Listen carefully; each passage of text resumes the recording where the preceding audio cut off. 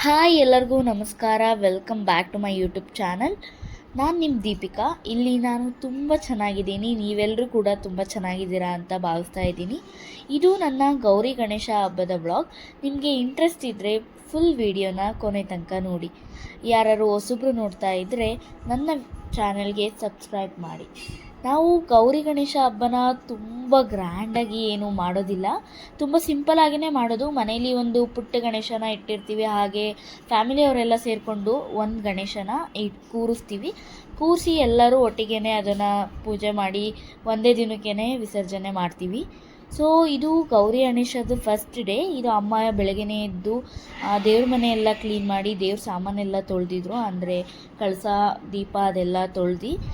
ಗೌರಿ ಗಣೇಶ ಹಬ್ಬದಲ್ಲಿ ಎಲ್ಲರ ಮನೇಲಿ ಹೇಗೆ ಮಾಡ್ತಾರೆ ಅಂದರೆ ಮೆಂತ್ಯ ಪೇಪರ್ ಹಾಗೆ ಎಲ್ಲನೂ ನೆನೆಸಿ 2 ದಿನ ನೆನೆಸಿ ಮುಂಚೆನೇ ಅದನ್ನೆಲ್ಲ ರುಬ್ಬಿ ಮರಗಳಿಗೆ ಸಾರ್ತಾರೆ. ಹಾಗೆ ನಾವು ಕೂಡ ಇಂದಿನ ಪದ್ಧತಿನ ಬಿಟ್ಟಿಲ್ಲ ಇನ್ನೂ. ಇಂದಿನ ಪದ್ಧತಿಯಂತೆಯೇ ನಾವು ಗೌರಿಗೆ ಬಾಗಿನ ಇಟ್ಟೋದು, ಅಂದರೆ ಅಪ್ಪನ ಮನೆಯಿಂದ ತಂದಿರೋ ಎಲ್ಲ ಬಾಗಿನ ಬಾಗ್ಲ ಹತ್ರ ಇಟ್ಟು ಹೇಗೆ ಎಲ್ಲರೂ ಪೂಜೆ ಮಾಡ್ತಾರೋ ಹಿಂದಿನ ಕಾಲದಿಂದನೂ ಅದನ್ನು ಸಾಂಪ್ರದಾಯಿಕವಾಗಿ ಆಚರಿಸ್ಕೊಂಡು ಬಂದಿದ್ದಾರೆ. ನಾವು ಕೂಡ ಅದನ್ನು ಆಚರಿಸ್ತೀವಿ. ಇನ್ನು ನಾನು ಬೆಳಗ್ಗೆನೇ ಎದ್ದು ಬೆಳಗ್ಗೆ ತಿಂಡಿಗೆ ಅಂತ ಚಿತ್ರಾನ್ನನ ರೆಡಿ ಮಾಡಿದ್ದೆ. ಚಿತ್ರಾನ್ನ ಮಾಡೋದು ತುಂಬ ಸಿಂಪಲ್, ಏನಿಲ್ಲ. ಒಂದು ಬಾಣಲಿಗೆ ಸ್ವಲ್ಪ ಎಣ್ಣೆ ಹಾಕ್ಕೊಂಡು ಕಡಲೆಬೇಳೆ ಕಡಲೆಬೀಜ ಎಲ್ಲ ಸ್ವಲ್ಪ ಬ್ರೌನ್ ಆಗೋ ತನಕ ಹುರ್ಕೊಂಡು ಅದನ್ನು ಮತ್ತೆ ಒಂದು ಪ್ಲೇಟಿಗೆ ಎತ್ತಿಟ್ಕೊಂಡು ನಂತರ ಅದೇ ಬಾಣಲಿಲಿ ಎಣ್ಣೆ ಇರುತ್ತಲ್ಲ ಅದಕ್ಕೇ ಸಾಸಿವೆ ಮತ್ತು ಬೆಳ್ಳುಳ್ಳಿನ ಹಾಕಿ, ಬೆಳ್ಳುಳ್ಳಿ ಹಸಿ ವಾಸನೆ ಹೋಗೋ ತನಕನೂ ನೀವು ಫ್ರೈ ಮಾಡ್ಕೊಳ್ಬೇಕು. ಹಸಿ ವಾಸನೆ ಹೋದ ತಕ್ಷಣ ಕರ್ಬೇವಿನ ಸೊಪ್ಪು ಮತ್ತು ಮೆಣಸಿನ್ಕಾಯಿನ ಹಾಕಿ ಒಂದು 2 ನಿಮಿಷ ಕಾಲ ಡ್ರೈ ಮಾಡಿ ಸಾಕು, ಮೆಣಸಿನ್ಕಾಯಿ ಸ್ವಲ್ಪ ಸಿಡಿ ಅನ್ನೋ ತನಕ. ಅದಾದ ನಂತರ ಈರುಳ್ಳಿನ ಕಟ್ ಮಾಡಿರ್ತೀವಿ. ನಾನಿಲ್ಲಿ ಒಂದು ದಪ್ಪನಾದಂಥ ಒಂದು 3 ಈರುಳ್ಳಿನ ತೊಗೊಂಡಿದ್ದೆ. ಈರುಳ್ಳಿನ ತೊಗೊಂಡು ಕಟ್ ಮಾಡಿಕೊಂಡು, ನಿಮ್ಗೆ ಈ ಥರ ಕಟ್ ಮಾಡೋದು ಇಷ್ಟ ಇಲ್ಲ ಅಂದರೆ ಬೇಕಾದ್ರೆ ಉದ್ದುದ್ದಕ್ಕೆ ಸ್ಲೈಸ್ ಕೂಡ ಮಾಡ್ಕೊಬೋದು. ನಾನು ಈ ಥರ ಕಟ್ ಮಾಡಿದ್ದೆ. ಕಟ್ ಮಾಡಿದ ನಂತರ ಅದು ಕಂದು ಬಣ್ಣ ಬರೋ ತನಕನೂ ಫ್ರೈ ಮಾಡಿಕೊಂಡು ಸ್ವಲ್ಪ ಟೊಮೆಟೊನ ಕಟ್ ಮಾಡಿದ್ದೆ ನಾನು, ಒಂದು ದಪ್ಪ ಟೊಮೆಟೊ. ಆ ಟೊಮೆಟೊನ ಹಾಕಿ ಆ್ಯಡ್ ಮಾಡಿ ಸ್ವಲ್ಪ ಅದು ಡ್ರೈ ಆಗೋ ತನಕ ಕಾಯ್ದೆ. ಆದ ನಂತರ ಸ್ವಲ್ಪ ಅರಿಶಿನ ಪುಡಿನ ಹಾಕಿದ್ದೆ. ಚಿತ್ರಾನ್ನಕ್ಕೆ ಅರಿಶಿನ ಪುಡಿ ಇಲ್ಲ ಅಂದರೆ ಇನ್ಕಂಪ್ಲೀಟ್ ಅಂತ ಅನ್ಸುತ್ತಲ್ವ, ಹಾಗೆ ಅರಿಶಿನ ಪುಡಿನ ಹಾಕಿದ್ದೆ ನಾನು. ಅದು ಹಾಕಿ ಒಂದು 2 ನಿಮಿಷಗಳ ಕಾಲ ಹಂಗೆ ಚೂರು ಫ್ರೈ ಮಾಡಿದೆ ಅಷ್ಟೇ. ಎಲ್ಲ ಆದ ನಂತರ ಕೊನೆಯಲ್ಲಿ ಸ್ವಲ್ಪ ಕಾಯಿ ತುರಿ, ಕೊತ್ತಂಬರಿ ಮತ್ತು ತಣ್ಣಗಾದ ನಂತರ ಸ್ವಲ್ಪ ನಿಂಬೆಹಣ್ಣೆ ಹಿಂಡ್ಕೊಂಡ್ರೆ ಚಿತ್ರಾನ್ನ ರೆಡಿ. ಇನ್ನು ತಿಂಡಿಯೆಲ್ಲ ಮುಗಿಸ್ಕೊಂಡು ನಾನು ಅಪ್ಪ ತಂಗಿ ಬಾಗಿನ ಕೊಡೋಕ್ಕೆ ಅಂತ ಹೋಗಿದ್ವಿ. ಎಲ್ಲರೂ ನಮ್ಮ ಮನೇಲಿ 4 ಜನ ಅಕ್ಕಂದಿರು ನಮ್ಮ ಅಪ್ಪಂಗೆ ಎಲ್ಲರಿಗೂ ಕೊಟ್ಬಿಟ್ಟು ಮುಗಿಸಿ ಬಂದ್ವಿ. ಇವಾಗ ನಾವು ಎಲ್ಲ ಕಡೆ ಬಾಗಿನ ಕೊಟ್ಟು ಎಲ್ಲ ಮುಗಿಸಿ ಮತ್ತೆ ಇವಾಗ ಮನೆಗೆ ಹೋಗ್ತಾ ಇದ್ದೀವಿ. ಇನ್ನು ನಾವು ಎಲ್ಲ ಕಡೆ ಬಾಗಿನ ಕೊಟ್ಟು ಬರೋಷ್ಟರೊಳಗೆ ಅಮ್ಮ ಇಲ್ಲಿ ಪೂಜೆ ಮುಗಿಸಿದ್ರು ಮನೇಲಿ. ಗೌರಿಗೆ ಏನು ಬೇಕು ಅಂದರೆ ಬಾಗಿನ ಸಾಮಾನು ಅದೇ ಮೇನು. ಅಮ್ಮ ಅದೆಲ್ಲ ಇಟ್ಟು ಪೂಜೆ ಮಾಡಿದರು. ನಮ್ಮನೆ ದೇವ್ರ ಮನೆ ಎಷ್ಟು ಚೆಂದ ಕಾಣ್ತಿದೆ ಅಲ್ವಾ. ಇನ್ನು ನಾವು ಅಲ್ಲೆಲ್ಲ ಹೋಗಿ ತುಂಬ ಟಯರ್ಡ್ ಆಗಿತ್ತು, ಹಾಗೆ ಸುಸ್ತಾಗಿತ್ತು. ಅದಕ್ಕೆ ಒಂದು ಸ್ವಲ್ಪ ಹೊತ್ತು ಮಲಗಿ ಎದ್ವಿ. ಅಷ್ಟರೊಳಗೆ ಅಮ್ಮ ಪಲಾವ್ ಮಾಡಿದರು. ಪಲಾವ್ ಜೊತೆಗೆ ಬಜ್ಜಿ ಇರಲಿ ಅಂತ ನಾನು ಕೂಡ ಬಜ್ಜಿ ಮಾಡಿದ್ದೆ. ಮಾಮ ಬರ್ತೀನಿ ಅಂತ ಹೇಳಿದರು, ಅದಕ್ಕೆ ಇಷ್ಟೆಲ್ಲ ಅಡುಗೆ ಮಾಡಿದ್ವಿ ಬಾಗಿನ ಕೊಡೋದಕ್ಕೆ. ಆಮೇಲೆ ಅದ್ರ ಜೊತೆಗೆ ಒಂದು ಸ್ವಲ್ಪ ಹಾಲು ಖೀರನ್ನ ಮಾಡಿ ಬೇಳೆ ಸಾಂಬಾರು ರೈಸ್ನ ಮಾಡಿದ್ವಿ. ಆಮೇಲೆ ನಮ್ಮ ಮಾಮ ಬಂದರು ಬಾಗಿನ ಕೊಡೋಕ್ಕೆ ಅಂತ, ಊಟ ಮಾಡ್ಕೊಂಡು ಹೋದರು. ಅದಾದ ನಂತರ ನಾನು ಗಣೇಶ ಹಬ್ಬದ ವ್ಲಾಗ್ ಇದು. ಗಣೇಶ ಹಬ್ಬದಲ್ಲಿ ಬೆಳಗ್ಗೆನೇ ಎದ್ದು ಡ್ರೈ ಫ್ರೂಟ್ಸ್ ಲಡ್ಡುನ ಮಾಡಿದ್ದೆ. ಇದ್ರದ್ದು ಡೀಟೇಲ್ ವಿಡಿಯೋ ಬೇಕು ಅಂದರೆ ಒಮ್ಮೆ ನನ್ನ ಯೂಟ್ಯೂಬ್ ಚಾನಲ್ನ ಚೆಕ್ ಮಾಡಿ. ಇಂಟ್ರೆಸ್ಟ್ ಇದ್ದರೆ ಪೂರ್ತಿ ವಿಡಿಯೋನ ಕೂಡ ನೋಡಿ.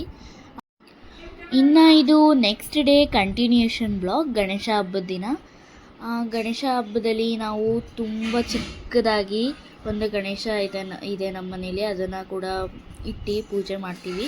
ನೆನ್ನೆನೇ ಎಲ್ಲ ಕ್ಲೀನ್ ಮಾಡಿ ಅಮ್ಮ ಪೂಜೆ ಮಾಡಿದ್ರಿಂದ ಇವತ್ತು ಕೆಲಸ ಕೂಡ ಕಡಿಮೆ ಆಯಿತು, ಹಾಗೆ ಪೂಜೆ ಕೂಡ ಬೇಗ ಮುಗಿಸಿದ್ವಿ.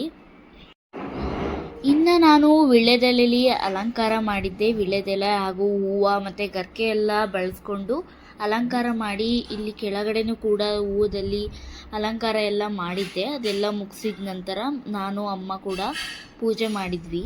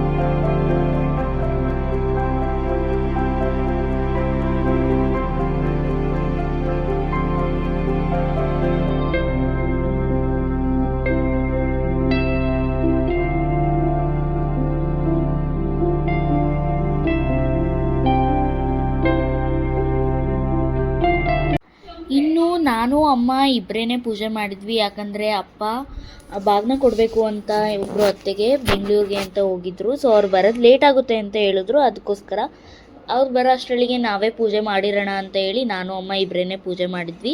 ಹಾಗೆ ಪ್ರಸಾದಕ್ಕೂ ಕೂಡ ಎಳ್ಳು ಸೂಸ್ಲನ್ನ ಮಾಡಿದ್ವಿ. ಎಳ್ಳು ಸೂಸ್ಲು ಮಾಡೋದು ತುಂಬ ಸಿಂಪಲ್. ಹೇಗೆ ಅಂದರೆ ಎಳ್ಳನ್ನ ಮತ್ತು ಅದನ್ನು ಬೆಚ್ಚಗೆ ಮಾಡ್ಕೊಬೇಕು. ಬೆಚ್ಚಗೆ ಮಾಡ್ಕೊಂಡ್ಮೇಲೆ ಸ್ವಲ್ಪ ರುಬ್ಬಿಟ್ಟು ಅದಕ್ಕೆ ಮತ್ತೆ ಸಕ್ಕರೆನ ಸೇರಿಸಿ ಮತ್ತೆ ಒಂದು ಸ್ವಲ್ಪ ರುಬ್ಬಿ ತರಿ ಥರ ಮಾಡಿ ಅದಾದ ನಂತರ ಸ್ವಲ್ಪ ಏಲಕ್ಕಿ ಪುಡಿನ ಹಾಕಿದ್ರೆ ಮುಗೀತು ಎಳ್ಳು ಸೂಸ್ಲು. ಅಷ್ಟೇ. ಇನ್ನು ಪೂಜೆ ಮಾಡಿ ನಾವು ಗಣೇಶನ ಕೂರಿಸಿದ್ವಲ್ಲ, ಫ್ಯಾಮಿಲಿಯವರೆಲ್ಲ ಸೇರಿಸಿ ನಾನು ಅಲ್ಲಿಗೆ ಹೊರಟೆ.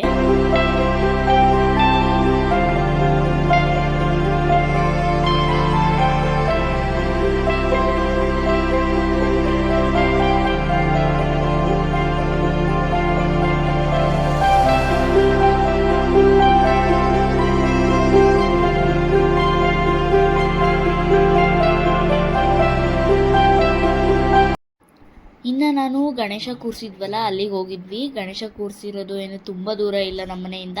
ಇಲ್ಲೇ ನಮ್ಮ ಮಾಮವ್ರ ಮನೆ ಹತ್ರ 1 ಕಿಲೋಮೀಟರ್ ಇದೆ ಅಷ್ಟೇ. ಅಲ್ಲಿ ಹೋದ ತಕ್ಷಣ ನನ್ನ ತಂಗಿರೆಲ್ಲ ಅಕ್ಕ ಡ್ಯಾನ್ಸ್ ಮಾಡೋಣ ಬನ್ನಿ ಅಂತ ಹಿಂಸೆ ಮಾಡ್ತಿದ್ರು. ಡ್ಯಾನ್ಸ್ ಎಲ್ಲ ಮುಗಿಸಿ ಮತ್ತೆ ಸಂಜೆ 6 ಗಂಟೆಗೆ ಎಲ್ಲರೂ ಫ್ಯಾಮಿಲಿಯವರೆಲ್ಲ ಸೇರಿಕೊಂಡು ಪೂಜೆ ಮಾಡಿ ವಿಸರ್ಜನೆ ಮಾಡೋಕ್ಕೆ ಅಂತ ರೆಡಿ ಮಾಡ್ಕೊತಿದ್ವಿ. ಇನ್ನು ನಮ್ಮ ಮನೇಲಿ ಪೂಜಾರಿ ಅಂದರೆ ನನ್ನ ತಮ್ಮನೇ. ಅವನೇ ಎಲ್ಲನೂ ರೆಡಿ ಮಾಡೋದು, ಗಣೇಶನ ಪೂಜೆ ಮಾಡೋದು ಎಲ್ಲ ಅವನದೇ ಉಸ್ತುವಾರಿ.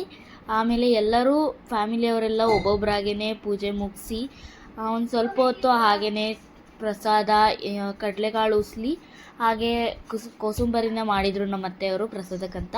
ಅದೆಲ್ಲ ಪ್ರಸಾದನ ಮುಗಿಸಿ ಸ್ವಲ್ಪ ಹೊತ್ತು ಕೂತಿದ್ವಿ.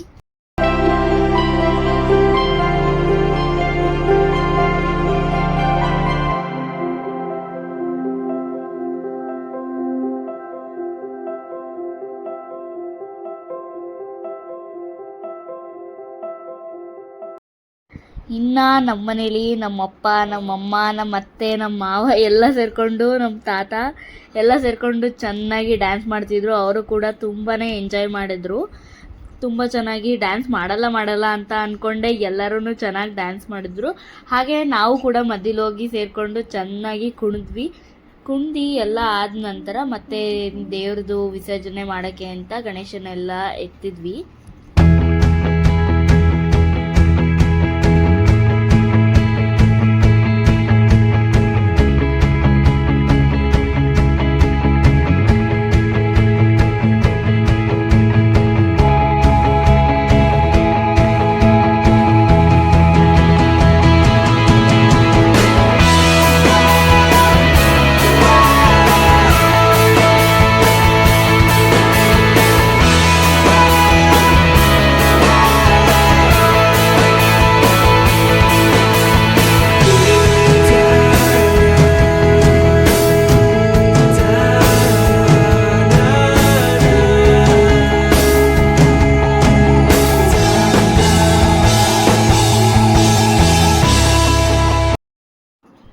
ಈಗ ಎಲ್ಲರೂ ಚೆನ್ನಾಗಿ ಕುಣಿದು ಮಜಾ ಮಾಡಿ ಗಣೇಶನ್ನ ಎತ್ಕೊಂಡು ಆಟೋದಲ್ಲಿ ತೊಗೊಂಡೋಗ್ತಿದ್ದೀವಿ. ಇಲ್ಲಿ ನಮ್ಮ ಮನೆ ಹತ್ರ ಒಂದು ಚಿಕ್ಕ ಚಾನಲ್ ಇದೆ, ಅಲ್ಲಿಗೇ ಬಿಡ್ತೀವಿ. ಈಗ ಎಲ್ಲನೂ ಎತ್ಕೊಂಡು ಗಣೇಶನ ಕೂರಿಸ್ಕೊಂಡು ನಾವು ಹೋಗ್ತಾನೂ ಕೂಡ ರೋಡಲ್ಲೆಲ್ಲ ಡ್ಯಾನ್ಸ್ ಮಾಡಿಕೊಂಡೇ ಹೋದ್ವಿ. ಡ್ಯಾನ್ಸ್ ಮಾಡ್ತಾ ಕೊನೆಗೂ ಕವಲೆ ಬಂದೇ ಬಿಡ್ತು. ಅದಾದ ನಂತರ ಮತ್ತೆ ಅಲ್ಲಿ ಇಟ್ಟು ಎಲ್ಲರೂ ಸ್ವಲ್ಪ ಪೂಜೆ ಮಾಡಿದರು. ಪೂಜೆ ಮಾಡಿದ ನಂತರ ದೇವ್ರನ್ನ 3 ಸಲ ಮುಳುಗಿಸಿ ನೀರಲ್ಲಿ ಬಿಟ್ಟರು. ನನ್ನ ತಮ್ಮಂದಿರಿಬ್ಬರು, ಒಬ್ಬ ಚಿಕ್ಕವನು ಮತ್ತು ದೊಡ್ಡವನು ಕವಲೆ ಒಳಗೆ ಇಳಿದು ಗಣೇಶನ ಮತ್ತು ಗೌರಿನ ಅವರು ಮುಳುಗಿಸ್ಬಿಟ್ಟು ಬಿಟ್ಟರು. ಗಣೇಶ ಮತ್ತು ಗೌರಿನ ಮುಳುಗಿಸುವಾಗ 3 ಸಲ ಮುಳುಗಿಸ್ಬಿಟ್ಟು ವಿಸರ್ಜನೆ ಮಾಡಬೇಕಂತೆ. ಅದೆಲ್ಲ ಮಾಡಿದ ನಂತರ ನಾವು ಮತ್ತೆ ಪುನಃ ನಮ್ಮ ಅತ್ತೆ ಮನೆಗೆ ಹೋದ್ವಿ. ಅಲ್ಲೋಗಿ ಎಲ್ಲರದು ಊಟ ಮಾಡೋಕ್ಕೆ ಅಂತ ಅಡುಗೆ ಮಾಡಿ ಇಟ್ಟಿದ್ರು ಅವ್ರು ಮೊದಲೇ. ಹೋಗಿ ಸ್ವಲ್ಪ ಊಟಕ್ಕೆ ಅಂತ ಸೈಡ್ಸ್ಗಿರಲಿ ಅಂತ ನಾವು ಬಜ್ಜಿ ಕೂಡ ಮಾಡಿದ್ವಿ. ಬಜ್ಜಿ ಎಲ್ಲ ಹಾಕಿದ ಮೇಲೆ ಫ್ಯಾಮಿಲಿಯವರೆಲ್ಲ ಒಟ್ಟಿಗೆ ಕೂತ್ಕೊಂಡು ಊಟನ ಮುಗಿಸಿ ಅದಾದ ನಂತರ ಸ್ವಲ್ಪ ಹೊತ್ತು ಹಂಗೆ ಕೂತು ಆಮೇಲೆ ಮಲ್ಕೊಂಡ್ವಿ. ನಿಮಗೆ ನನ್ನ ವ್ಲಾಗ್ ಇಷ್ಟ ಆಗಿದ್ದರೆ ಪ್ಲೀಸ್ ಸಪೋರ್ಟ್ ಮಾಡಿ, ಸಬ್ಸ್ಕ್ರೈಬ್ ಮಾಡಿ, ಹಾಗೆ ಲೈಕ್ ಮಾಡಿ, ಹಾಗೆ ನಿಮ್ಮ ಫ್ಯಾಮಿಲಿ ಆ್ಯಂಡ್ ಫ್ರೆಂಡ್ಸ್ಗೂ ಶೇರ್ ಮಾಡಿ. Thanks for watching.